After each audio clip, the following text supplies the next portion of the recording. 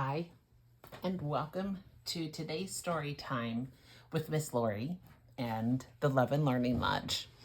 Today we are reading Chapter 2, The Vanishing Glass of Harry Potter and the Philosopher's Stone. Nearly 10 years had passed since the Dursleys had woken up to find their nephew on the front step, but Privet Drive had hardly changed at all. The sun rose on the same tidy front gardens and lit up the brass number 4 on Dursley's front door. It crept into the living room, which was almost exactly the same as it had been on the night when Mr. Dursley had seen that fateful news report about the owls. Only the photographs on the mantelpiece really showed how much time had passed. 10 years ago, there had been lots of pictures of what looked like a large pink beach ball wearing different colored bobble hats. But Dudley Dursley was no longer a baby, and now the photographs showed a large blond boy riding his first bicycle on a roundabout at the fair, playing a computer game with his father, being hugged and kissed by his mother. The room held no sign at all that another boy lived in the house, too. Yet Harry Potter was still there, asleep at the moment, but not for long. His Aunt Petunia was awake, and it was her shrill voice which made the first noise of the day. "Up! Get up now!" Harry woke with a start. His aunt rapped on the door again. "Up!" she screeched. Harry heard her walking toward the kitchen and then the sound of the frying pan being put on the cooker. He rolled onto his back and tried to remember the dream he had been having. It was a good one. There had been a flying motorbike in it. He had a funny feeling he'd had the same dream before. His aunt was back outside the door. "Are you up yet?" she demanded. "Nearly," said Harry. "Well, get up, move on. I want you to look after the bacon. And don't you dare let it burn. I want everything perfect on Dudley's birthday." Harry groaned. "What did you say?" His aunt snapped through the door. Nothing. Dudley's birthday. How could he have forgotten? Harry got slowly out of bed and started looking for socks. He found a pair under his bed and, after pulling a spider off of one of them, put them on. Harry was used to spiders because the cupboard under the stairs was full of them, and that was where he slept. When he was dressed, he went down the hall into the kitchen. The table was almost hidden beneath all Dudley's birthday presents. He looked as though Dudley had got the new computer he wanted, not to mention the second television and the racing bike. Exactly why Dudley wanted a racing bike was a mystery to Harry, as Dudley was very fat and hated exercise. Unless, of course, it involved punching somebody. Dursley's favorite punch bag was Harry, but he couldn't often catch him. Harry didn't look it, but he was very fast. Perhaps it had something to do with living in a dark cupboard, but Harry had always been small and skinny for his age. He looked even smaller and skinnier than he really was because all he had to wear were old clothes of Dudley's, and Dudley was about 4 times bigger than he was. Harry had a thin face, knobbly knees, black hair, and bright green eyes. He wore round glasses, held together a lot of stello tape because of all the times Dudley had punched him on the nose. The only thing Harry liked about his own appearance was a very thin scar on his forehead, which is shaped like a bolt of lightning.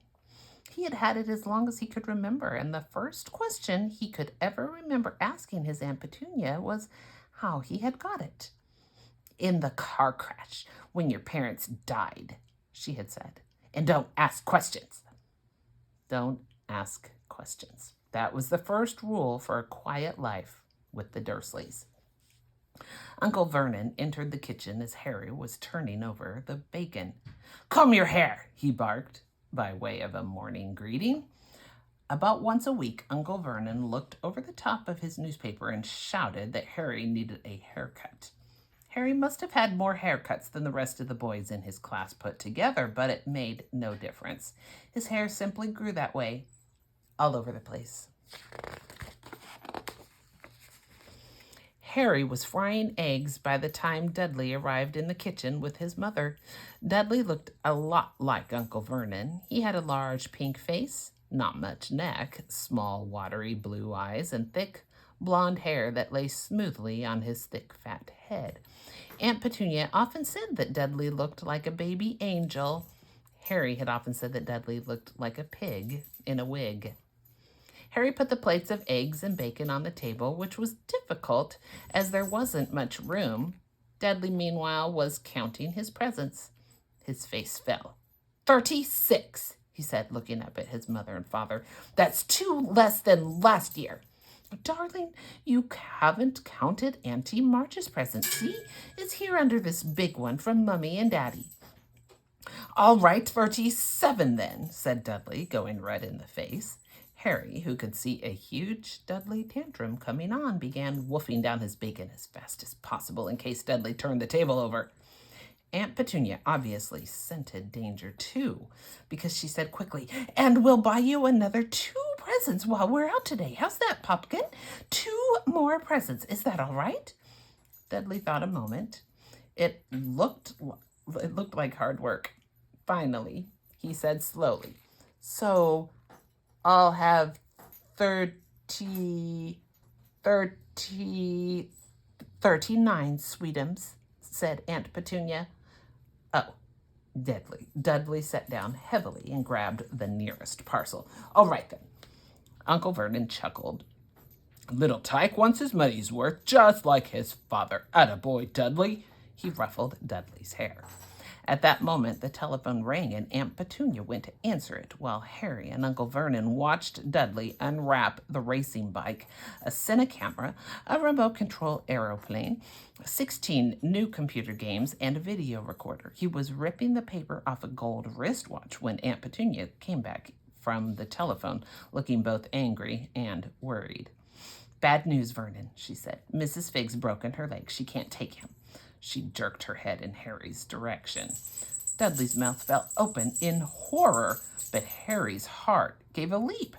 Every year on Dudley's birthday, his parents took him and a friend out for the day to adventure parks, hamburger bars, or the cinema.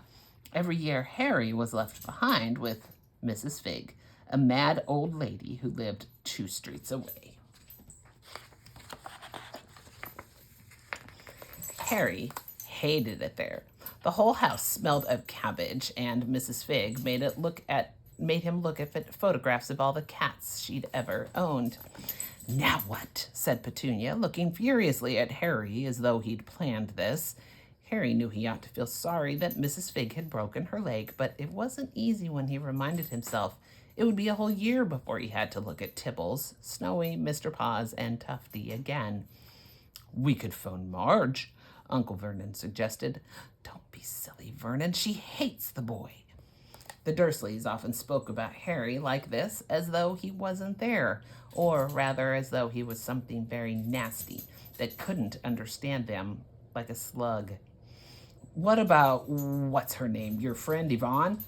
On holiday in Majorca, snapped Aunt Petunia. You could just leave me here, Harry put in hopefully. He'd be able to watch what he wanted on television for a change and maybe even have a go on Dudley's computer. Aunt Petunia looked as though she'd just swallowed a lemon. And come back and find the house in ruins, she snarled. I won't blow up the house, said Harry, but they weren't listening. I suppose we could take him to the zoo, said Aunt Petunia slowly, and leave him in the car. That car's new. He's not sitting in it alone. Dudley began to cry loudly. In fact, he wasn't really crying. It had been years since he'd really cried, but he knew that if he screwed up his face and wailed, his mother would give him anything he wanted. Dinky Daddydums, don't cry. Mummy won't let him spoil your special day, she cried, flinging her arms around him. I don't want him to come, Dudley yelled between huge pretend sobs. He always spoils everything. He shot Harry a nasty grin through the gap in his mother's arms. Just then the doorbell rang. "Oh, good Lord, they're here," said Aunt Petunia frantically. And a moment later, Dudley's best friend, Piers Polkus, walked in with his mother. Piers was a scrawny boy with a face like a rat. He was usually the one who held people's arms behind their backs while Dudley hit them. Dudley stopped pretending to cry at once. Half an hour later, Harry, who couldn't believe his luck, was sitting in the back of the Dursleys' car with Piers and Dudley on the way to the zoo for the first time in his life. His aunt and uncle hadn't been able to think of anything else to do with him, but before they'd left, Uncle Vernon had taken Harry aside. "I'm warning you," he had said, putting his large purple face right up close to Harry's. "I'm warning you now, boy. Any funny business, anything at all, and you'll be in that cupboard from now until Christmas." "I'm not going to do anything," said Harry, "honestly." But Uncle Vernon didn't believe him. No one ever did. The problem was, strange things often happened around Harry, and it was just no good telling the Dursleys he didn't make them happen. Once, Aunt Petunia, tired of Harry coming back from the barber's looking as though he hadn't been at all, had taken a pair of kitchen scissors and cut his hair so short he was almost bald except for his fringe, which she had left to hide that horrible scar. Dudley had laughed himself silly at Harry, who spent a sleepless night imagining school the next day, where he was already laughed at for his baggy clothes and stellotaped glasses. Next morning, however, he had gotten up to find his hair exactly as it had been before Aunt Petunia had sheared it off. He had been given a week in his cupboard for this, even though he had tried to explain. He couldn't explain how he had grown back so quickly. Another time, Aunt Petunia had been trying to force him into a revolting old jumper of Dudley's, brown with orange baubles. The harder she tried to pull it over his head, the smaller it seemed to become, until finally it might have fitted a glove puppet, but certainly wouldn't fit Harry. Aunt Petunia had decided it must have shrunk in the wash, and to his great relief, Harry wasn't punished. On the other hand, he got into terrible trouble for being found on the roof of the school kitchens. Dudley's gang had been chasing him as usual when, as much to Harry's surprise as anyone else's, there he was sitting on the chimney. The Dursleys had received a very angry letter from Harry's headmistress telling them Harry had been climbing school buildings. But all he'd tried to do, as he shouted at Uncle Vernon through the locked door of his cupboard, was jump behind the big bins outside the kitchen doors. Harry supposed that the wind must have caught him in mid-jump, but today nothing was going to go wrong. It was even worth being with Dudley and Piers to be spending the day somewhere that wasn't school, his cupboard, or Mrs. Fig's cabbage-smelling living room. While he drove, Uncle Vernon complained to Aunt Petunia. He liked to complain about things. People at work, Harry, the council, Harry, the bank, and Harry were just a few of his favorite subjects. This morning, it was motorbikes. "Roaring along like maniacs, the young hoodlums," he said, as a motorbike overtook them. "I had a dream about a motorbike," said Harry, remembering suddenly. "It was flying." Uncle Vernon nearly crashed into the car in front. He turned right around in his seat and yelled at Harry, his face like a gigantic beetroot with a mustache. "Motorbikes don't fly!" Dudley and Piers sniggered. "I know they don't," said Harry. "It was only a dream." But he wished he hadn't said anything. If there was one thing the Dursleys hated even more than his asking questions, was his talking about anything acting in a way it shouldn't. No matter if it was in a dream or even a cartoon, they seemed to think he might get dangerous ideas. It was a very sunny Saturday, and the zoo was crowded with families. The Dursleys brought Dudley and Piers large chocolate ice creams at the entrance, and then, because the smiling lady in the van had asked Harry what he wanted before they could hurry him away, they bought him a cheap lemon ice lolly. It wasn't bad either, Harry thought. licking it as they watched a gorilla scratching its head and looking remarkably like Dudley, except that it wasn't blonde. Harry had the best morning he'd had in a long time. He was careful to walk a little way apart from the Dursleys so that Dudley and Piers, who were starting to get bored with the animals by lunchtime, wouldn't fall back on their favorite hobby of hitting him. They ate in the zoo restaurant, and when Dudley had a tantrum because his Knickerbocker glory wasn't big enough, Uncle Vernon bought him another one, and Harry was allowed to finish the first. Harry felt afterwards that he should have known it was all too good to last. After lunch, they went to the reptile house. It was cool and dark in here, with lit windows all along the walls. Behind the glass, all sorts of lizards and snakes were crawling and slithering over bits of wood and stone. Dudley and Piers wanted to see huge, poisonous cobras and thick, man-crushing pythons. Dudley quickly found the largest snake in the place. It could have wrapped its body twice around Uncle Vernon's car and crushed it into a dustbin. But at the moment, it didn't look in the mood. In fact, it was fast asleep. Dudley stood with his nose pressed against the glass, staring at the glistening brown coils. "Make it move," he whined at his father. Uncle Vernon tapped on the glass, but the snake didn't budge. "Do it again," Dudley ordered. Uncle Vernon rapped the glass smartly with his knuckles, but the snake just snoozed on. "This is boring," Dudley moaned. He shuffled away. Harry moved in front of the tank and looked intently at the snake. He wouldn't have been surprised if it had died of boredom itself. No company except stupid people drumming their fingers on the glass, trying to disturb it all day long. It was worse than having a cupboard as a bedroom, where the only visitor was Aunt Petunia hammering on the door to wake you up. At least he got to visit the rest of the house. The snake suddenly opened its beady eyes. Slowly, very slowly, it raised its head until its eyes were on a level with Harry's. It winked. Harry stared.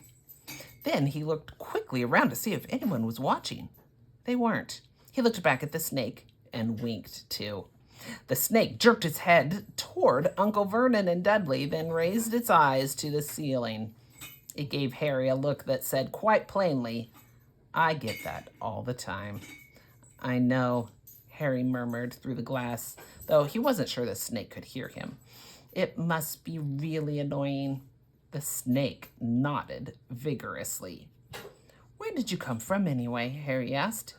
The snake jabbed its tail at a little sign next to the glass.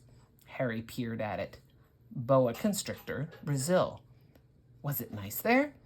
The boa constrictor jabbed its tail at the sign again, and Harry read on. "This specimen was bred in the zoo." "Oh, I see. So you've never been to Brazil." As the snake shook its head, a deafening shout behind Harry made both of them jump. "Dudley! Mr. Dursley, come and look at this snake. You won't believe what it's doing." Dudley came waddling toward them as fast as he could. "Out of the way, you," he said, punching Harry in the ribs. Caught by surprise, Harry fell hard on the concrete floor. What came next happened so fast, no one saw how it happened. 1 second, Piers and Dudley were leaning right up close to the glass. The next, they had leapt back with howls of horror. Harry sat up and gasped. The glass front of the boa constrictor tank had vanished. The great snake was uncoiling itself rapidly, slithering out on the floor. People throughout the reptile house screamed and started running for the exits. As the snake slid swiftly past him, Harry could have sworn a low, hissing voice said, "Brazil, here I come. Thanks, amigo." The keeper of the reptile house was in shock. "But the glass," he kept saying. "Where did the glass go?" The zoo director himself made Aunt Petunia a cup of strong, sweet tea while he apologized over and over again. Piers and Dudley could only gibber. As far as Harry had seen, the snake hadn't done anything except snap playfully at their heels as he passed. But by the time they were all back in Uncle Vernon's car, Dudley was telling them how it had nearly bitten off his leg, while Piers was swearing it had tried to squeeze him to death. But worst of all, for Harry at least, was Piers calming down enough to say, "Harry was talking to it, weren't you, Harry?" Uncle Vernon waited until Piers was safely out of the house before starting on Harry. He was so angry he could hardly speak. He managed to say, "Go, cupboard, stay, no meals," before he collapsed into a chair, and Aunt Petunia had to run and get him a large brandy. Harry lay in his dark cupboard much later, wishing he had a watch. He didn't know what time it was, and he couldn't be sure the Dursleys were asleep yet. Until they were, he couldn't risk sneaking to the kitchen for some food. He'd lived with the Dursleys almost 10 years, 10 miserable years, as long as he could remember, ever since he'd been a baby and his parents had died in that car crash. He couldn't remember being in the car when his parents had died. Sometimes when he strained his memory during long hours in his cupboard, he came up with a strange vision, a blinding flash of green light and a burning pain on his forehead. This, he supposed, was the crash, though he couldn't imagine where all the green light came from. He couldn't remember his parents at all. His aunt and uncle never spoke about them, and of course he was forbidden to ask questions. There were no photographs of them in the house. When he had been younger, Harry had dreamed and dreamed of some unknown relation coming to take him away, but it had never happened. The Dursleys were his only family. Yet sometimes he thought, or maybe hoped, that strangers in the street seemed to know him. Very strange strangers they were, too. A tiny man in a violet top hat had bowed to him once while out shopping with Aunt Petunia and Dudley. After asking Harry furiously if he knew the man, Aunt Petunia had rushed them out of the shop without buying anything. A wild-looking old woman dressed all in green had waved merrily at him once on a bus. A bald man in a very long purple coat had actually shaken his hand in the street the other day and then walked away without a word. The weirdest thing about all these people was the way they seemed to vanish the second Harry tried to get a closer look. At school, Harry had no one. Everybody knew that Dudley's gang hated that odd Harry Potter in his baggy old clothes and broken glasses, and nobody liked to disagree with Dudley's gang. That's it for Chapter 2.